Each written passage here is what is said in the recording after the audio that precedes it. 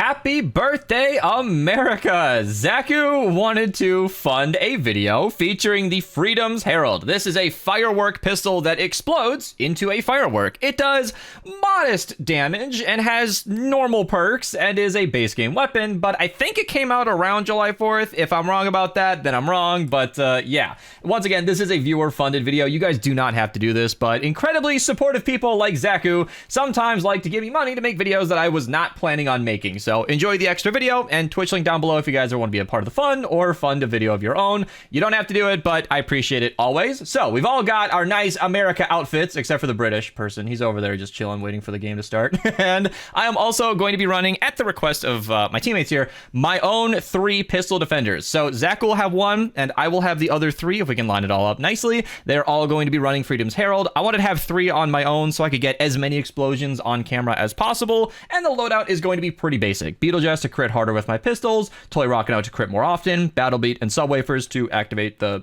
team perk more often. Then we got 17% damage from Ranger Deadeye, and yes, we are reloading on every shot, so 15% extra from Skull Ranger or Trooper could be fine, but it's not that much. And Eat My Space Dust is something we all know I'm addicted to. Eternal Wanderer, doubling that sprint stamina is so impactful. It's so good. I like it so much. And then Quick Draw Calamity, because I forget her every time. Every single time I run a pistol build that's under 6 shots, I forget Calamity, but not today. I'm taking that 20% damage, and we're all gonna enjoy that together. So yeah, without further ado, let's hop in game and get it going. I got a few enemies here for a quick preview of what's to come. Like I said, it's modest damage. So 600k is a lot when it crits, which it will not always, and it occurs to me that I didn't go over my defender perks. They're pretty good. I didn't have the best pistol defenders ever, but they've all got multiple damage perks, and oh, that's right, it explodes on impact, so I'm gonna have to get used to that, and they're fine. You can see they're doing an okay job, and when you've got 3 of them working together, it's actually a pretty good deal. Defenders in this game have lately gotten a buff. For those of you not up to date, or if in the future this changes,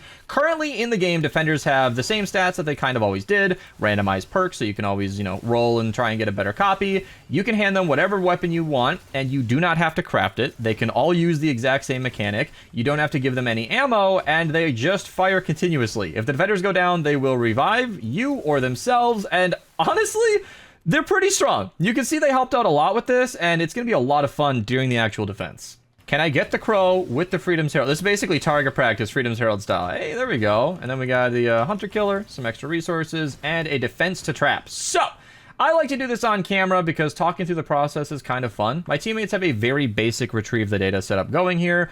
This sort of 3x3 with the wall darts in the corners is frankly standard. I like it. I build it myself. Getting all the tar pits in here is great just to stop smashers last minute. And then on the map, you can see that we have a nice little edge of the map build where they're coming from the east side and the south side, and that could change at some point. But as my teammates are already prepping, a nice big ceiling with ceiling drop traps pretty much covers all scenarios. I'm overdoing it a little bit. If you're ever going to follow these videos as like kind of a trap guide with tips and tricks, I wouldn't recommend doing quite so many. You should build within your budget, and supply crates are very good nowadays for restoring whatever you spend on your traps. This amount is something that I am willing to afford, and I am also a YouTuber making a fun video, and I would rather not fail the mission, and I do not believe the Freedom's Herald is exactly going to be carrying the mission. Now, I know that enemies could come up here in some respects. I don't want that to happen exactly. We can deal with it as it occurs, but these are just things to be aware of. And then enemies are going to spawn down here, and yeah, simple wall launchers pushing off the side should handle most everything. Smashers will get angry up here and charge to this corner, and that's going to kind of suck, but I'm just going to add an extra layer of tar in advance, and then we can just deal with that as it happens. In fact, we can even stop them up here with wall darts and then just work on them. So this is like literally sticky traps for a smasher, and then 2 wall darts are going to be working on killing them when they get stuck, and then wall launchers will push off any enemies that finally get that far. With that, I think we're ready to shoot this balloon down and get the mission started. I'm just noticing that my whole team built out of like a lot of brick here. So all season last season was nothing but nature enemies. So it's almost reflex, and probably not necessary. This could just be like a cost decision. If you are a teammate who's ever out of metal, definitely check with your teammates, because building out of metal would have been better here, but I don't think it's going to matter. Now, I did say this was a mediocre pistol, and I mean that. I actually looked into this when the game went free to play. We were doing a lot of different things on stream. I was live for like some 40 hours that weekend, and Freedom's Herald was given an opportunity to shine, and it was fine. An upper limit crit of 600k means this right here. A smasher like this is going to stay alive for a little longer than I'd prefer. Every time I'm not critting, it's a little disappointing, but with a teammate's boom base down, I believe that's what Demon's running, and Toy Rockin' Out active, that was pretty good. Considering he was already afflicted by defenders or teammates, I was ending up doing about 800,000 damage, which is more than I was doing earlier. So it all stacks up and comes together to do a lot more than otherwise would. And putting down some traps here, my teammates in this game are specifically familiar with me recording videos. They know that me putting down traps is essential for a better recording, so that my traps, killing enemies, can activate Battle Beat, activating Toy Rockin' Out. That keeps me healthy, keeps me doing more damage, keeps me critting more, and just makes my performance a little bit stronger so that you guys can see this weapon doing what it does best, which is exploding on large crowds of enemies. I was considering running around and killing a bunch of stuff in the 160s area, but I really wanted to start the defense because it's just so good when they're all coming in, and my sticky traps are working really, really well. They got stuck on this area right here. They destroyed the exact 2 walls I said they would. The normal enemies are getting shot off into nothing, and the wall darts did their job. So there's a lot to say about trapping smarter, not harder. Out here, we went for spamming traps, and it's doing an overkill job considering we have all these teammates willing to participate. I do not believe Demon actually has the Freedom's Herald schematic. That's why he opted to run base and just hang out. But with, 3 of our teammates and 4 defenders all spamming the Freedom's Herald, it's not like we're gonna need that many anyway. Are you using the... Was that the neon launcher? Is that what he just did? Is that what that was? Did that actually do a decent job, or was that the Ravager? Okay, I'm gonna go back to defenders here, because I love this. I'm just gonna stop firing for a second and appreciate the fireworks that are these defenders. Like I said, the perks, I'm not 100% sure what they were. Some type of damage. It was the best ones I could find at the time, and if I find some better ones, I'll swap them out. But this is so cool that it's almost overpowered. Like, okay, not being able to give defenders any weapons at all is the update that we endured prior to this one, and they were default weapons, and they were not good default weapons. Like, it was like the hunter killer for the ARs, and that's a fine weapon, but dude, it looked like it had no perks, and it was doing about as much damage. I was watching max level players with their defenders struggling to kill 124 power level enemies in that video that Patch sent me that I showed in the update, and that was not good. That was not good. I get that defenders shouldn't be like a free win or anything, but they got to be better than that. This seems to be a lot in the other direction. There's a hand sticking out through my door with a happy birthday gift on it. Thank you, Mom. Okay, I am recording this on my birthday, but we're posting this for 4th of July because that's, obviously the theme of the video. And they seem to have gone the opposite direction, where they've taken these defenders that were incapable of doing much and allowed them to carry our weapons, which are perked to be in line with whatever the defenders are using. Like if you have a defender that's double crit rating, giving them a double crit damage weapon is pretty effective. Now, perking a weapon strictly for defenders is a little overkill, but generally whatever weapon is good in your hands is going to be really good in a defender's hand. So this is super strong in a very, I'll say, fun way. I don't think they solo the mission so heavily to an extent that you don't have to play the game anymore, but it is close. This definitely feels at times like having 4 more teammates in the game. Now, this isn't exactly different than before. The main difference is that the defenders can heal you and themselves. That's a big deal. They couldn't do that before. They're also completely free. You do not need to make a defender pad anymore. They just spawn in, which is incredibly strong.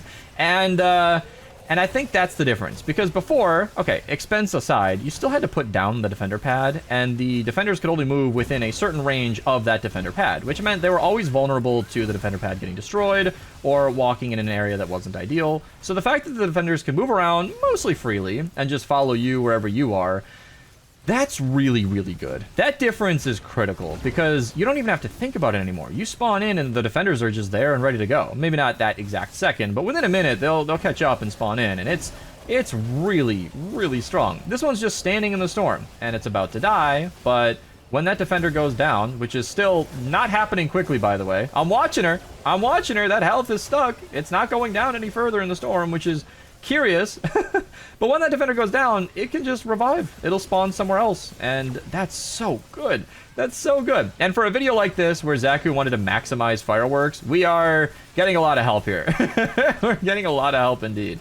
I am just targeting all these flingers and doing decent damage while we're at it. That is pretty satisfying. And thank you again to Zaku for funding this, because I like it when this happens. I'm a little hard-headed sometimes, but I did try out this weapon. When it was just me and defenders couldn't hold your own weapons, it was just one Freedom's Herald doing what a Freedom's Herald did, which was mediocre crit damage. And maybe it was just the build I was running at the time. I'm not 100% sure, but the crits did not seem to be up in the 800,000 range too much. It was a very similar build at least, but regardless, it wasn't terribly impressive. But when you've got multiple teammates doing the same thing, and I just noticed that the progress bar on the left-hand side is different. Yeah, they changed that in a recent update, and I'm just seeing that now for the first time.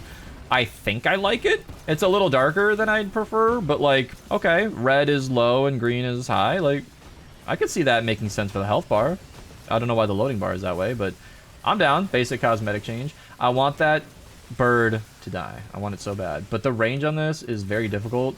And it's like the trajectory is perfect every time. Hey, right in the head. The trajectory is perfect every time, but the range on this weapon is not very high. Like, you shoot in the air and it blows up, probably meant to be in the middle of the sky. Like, I love the idea that this weapon was designed to be a cosmetic fun thing rather than a weapon that's actually good. And I honestly picked up these wafers thinking I might use them, but the battle beat has been active enough that Totally Rockin' Out has not failed me. And then the mini-boss must have been trap vulnerable or something, because it died without any fanfare. So that tends to happen. A lot of times with these recordings, if it's a trap vulnerable or smokescreen mini-boss, which is often countering whatever range weapon I'm using, I usually just can't participate, and we have to say boo. Like, I would love a creative environment where we can go and see how good are 6 Freedom's Herald or 7 Freedom's Herald, and find out together, but it's not a big deal. This is, like I said, not a weapon that I was advertising to be extremely strong. I was thanking Zaku for pushing me to make this video anyway, because I love having this kind of fun. Like, Save the World in the current update has been quite buggy.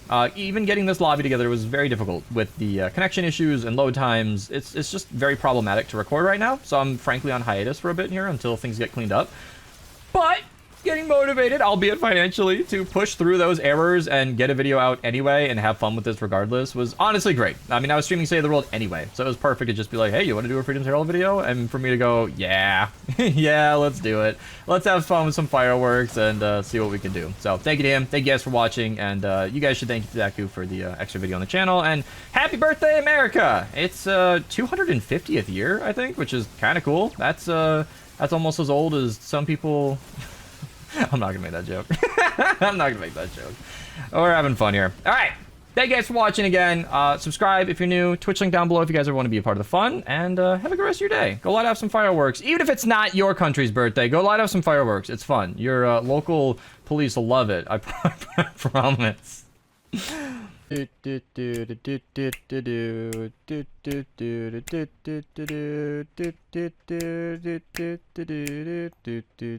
then